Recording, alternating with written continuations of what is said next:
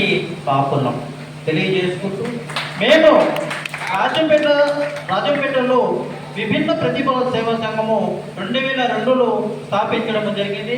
కేవలం నేను విద్యార్థి దశలో ఇంటర్మీడియట్ చదివేటప్పుడు మన రమణ సహకారంతో ఈ యొక్క సంఘాన్ని ఏర్పాటు చేసుకుంటూ చదువుకుంటూనే వికలాంగుల యొక్క హక్కుల కోసము ప్రయత్నం చేస్తూ వస్తున్నాం జరిగింది.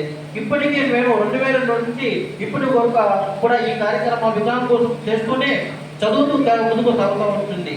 అదేవిధంగా మేము వికలాంగుల కోసమే కాకుండా సమాజం కోసం కూడా కొంతవరకు మేము మా వంతు యొక్క సహకార సంఘాలను అందిస్తూ ముందుకు సాగుతూ పోతాము జరిగింది.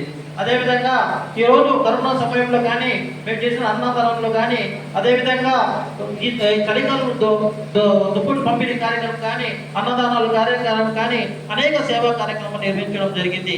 ఈ అనేక సేవా కార్యక్రమం నిర్వహించినందుకు అనేక స్వచ్ఛంద సంస్థలు మాకు దాదాపు 20 అవార్డులు కూడా మాకు రావడం కూడా జరిగింది.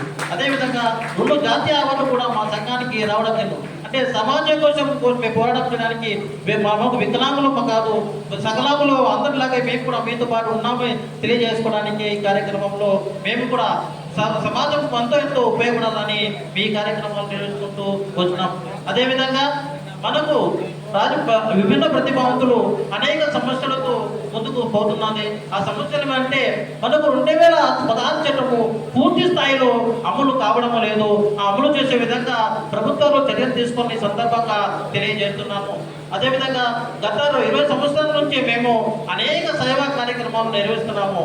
ఈ సేవా కార్యక్రమం మామూలు గుర్తించి కనీసం ఒక భవనం ఏర్పాటు చేసినట్లయితే మా యొక్క సమస్యలు చెప్పుకోవడానికి వచ్చిన విభిన్న ప్రతిభావంతులకు వాళ్ళు కూర్చోపెట్టడానికి అవకాశం కల్పించాలని వచ్చిన పెద్దవాళ్ళని కోరుతున్నాను.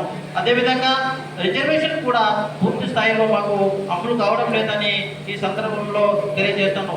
మాకు విభిన్న ప్రతిభావంతులకు రిజర్వేషన్ 5% కలిగి ఉంది. ప్రభుత్వం ఇచ్చే సంక్షేమ పథకాలు 5% మనకు రిజర్వేషన్ రిజర్వేషన్ ఇవ్వాలి. అదేవిధంగా ప్రభుత్వంలో కేటాయించే బడ్జెట్ కూడా మాకు 5% చట్టం ప్రకారం మాకు కల్పించాలని సందర్భంగా ఎందుకంటే 2016 చట్టంలో క్లియర్ కట్గా చెప్పడం జరిగింది. సంక్షేమ పథకాలు ఏదైతే 95 చట్టంలో అయినా సరే, 2016 చట్టంలో అయినా సరే మాకు సంక్షేమ ప్రభుత్వం ఏదైతే సంక్షేమ పథకాలు అందిస్తున్నాయో ఆ సంక్షేమ పథకాలు గతంలో 3% ఉన్నాయి, ఇప్పుడు 5% ఉన్నాయి అనేది సందర్భంగా తెలియజేస్తాం. గత 3 సంవత్సరాల నుంచి ఒక బ్యాక్లాగ్ పోస్ట్ కూడా మనకు వెలువడలేదు. ఈ సందర్భంగా పెద్దవాళ్ళ దృష్టికి తీసుకువెళ్తున్నాను. ఒక బ్యాక్లాగ్ పోస్ట్ వదిలిపెట్టి ఉంటే ఎంతోమంది జీవితాలు మనం మారి ఉండేవి. కానీ ఒక బ్యాక్లాగ్ పోస్టు విడుదల కాదు. దీనికి కారణం ఒకటే, జీవో నెంబరు 77 విడుదలైంది. ఈ జీవో 77 ఈ విభిన్న ప్రతిభావంతులకు చదువుకున్న వారికి చాలా అడ్డంగా ఉంది అని ఈ సందర్భంగా సభాముఖంగా పెద్దవాళ్ళకి తెలియజేస్తున్నాను. ఈ జీవోని కాకుండా విభిన్న శారీరక వికలాంగులు చాలా అన్యాయంగా గురవుతున్న సందర్భం తెలియజేస్తున్నాను. ఎందుకు తెలియజేస్తున్నాను అంటే 56 పోస్టుల పాయింట్ దాదాపు 55 పోస్టులు కానీ ఫిల్మ్ కాదు, కానీ 56 పోస్టులు మా దగ్గరికి శారీరక వికలాంగం చేయడం లేదు. కాబట్టి ప్రభుత్వం వారికి మేము కోరేది ఒకటే, మా యొక్క రోస్టర్ పైన 10 లోపల చేర్చాలని సభాముఖంగా మీకు కోరుకుంటున్నాను. అదేవిధంగా ప్రభుత్వం ఇచ్చిన ఈ ఇన్సెన్సివ్ కానీ, అదేవిధంగా గృహ సౌకర్యాలు కానీ ఇవన్నీ కూడా కల్పించాలని సందర్భంగా తెలియజేస్తున్నాం.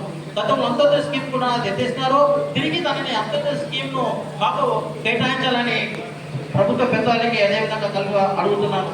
అదేవిధంగా ఓపీఎస్ ద్వారా మన ప్రభుత్వం లోన్స్ ఇస్తాయి, ఆ లోన్స్ కూడా రాకుండా పోయినాయి. నేషనల్ హ్యాండీక్రాఫ్ట్ ద్వారా 5 లక్షల లోన్ ఇస్తుంది ప్రభుత్వం, కేంద్ర ప్రభుత్వం. కానీ చిన్న మెలిక ఉంది. ఆ మెలిక అంటే ఎవరైనా సరే ఎంప్లాయీ షూట్ ఇస్తే కానీ మాకు లోన్ రాదు. మాకు వచ్చే యూనిట్లు వెలిగిపోతున్నాయని సభాముఖంగా తెలియజేస్తున్నాము.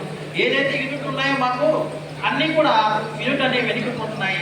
అదేవిధంగా జీవనోపాధి కోసం టీసీపీసీ సెంటర్స్ను ప్రభుత్వం మాకు ఏర్పాటు చేయాలని సందర్భంగా తెలియజేస్తున్నాము. అదేవిధంగా క్రీడాకారులను ఈరోజు ఈ కార్యక్రమంలో ఎంతో మంది క్రీడాకారులు జాతీయ స్థాయి, అంతర్జాతీయ క్రీడాకారులలో రాణించే విభిన్న ప్రతిభావంతున్నారు. కనీసం సాధారణ వ్యక్తులకు అయితే క్రీడాకారులకు ఎంతో మంది సంక్షేమం కానీ ఫండ్ కానీ అందిస్తారు. మాకు కనీసం